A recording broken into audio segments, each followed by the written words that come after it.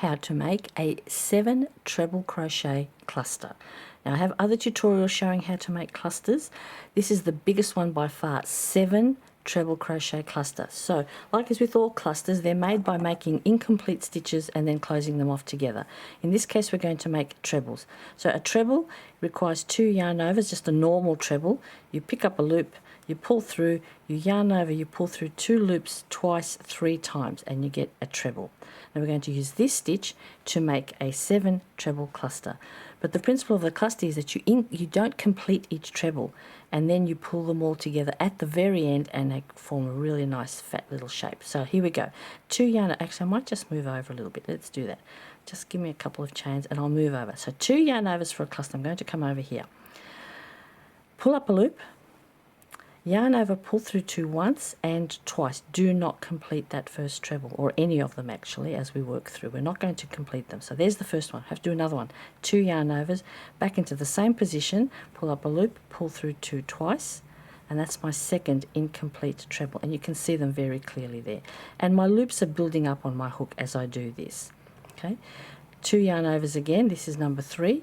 Pull up a loop, pull through 2 once and twice, and leave the last bit. Now I have 3. Now we do 4, pull through 2 twice and stop. Again, this is the 5th, 1 and 2. Oop, there it is. That's 5. Again, 1 and 2, and that's 6. It's getting very bulky now. You should be able to see them really clearly. And one more partial treble into that same spot, 1 and 2. Incomplete, whoops, and that's 7. Now it will start to bunch at this point, and it should do. It's very, very chunky. Now to complete it, now you should, when you've done all 7, you should have 1, 2, 3, 4, 5, 6, 7, 8 loops on your hook. There's always 1 loop more than the partial stitches because that was the starting loop that was already on our hook. Okay, should always have 1 more. So to finish this cluster, yarn over and carefully pull through all the loops on your hook, and there it is. Now it's going to puff. You can see that. Now I suspect that is the intent of the design of this stitch, and we're just going to expect that that's what it's going to look like. Alright, that's how you make it. Let's make another one. I'm just going to move over a little bit, just giving myself a bit of room. They do take up a lot of space, as you can see. Let's do one more. 2 yarn overs. I'm just going to move over here. Start the first partial treble, yarn over, pull through 2 twice and stop. A second one, pull through 2 twice and stop.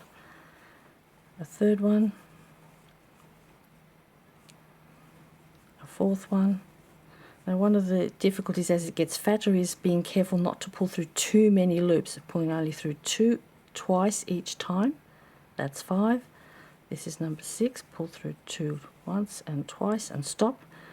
That's 6, and the last one, 2 and 2, and now I've got all 7, yarn over, pull through all.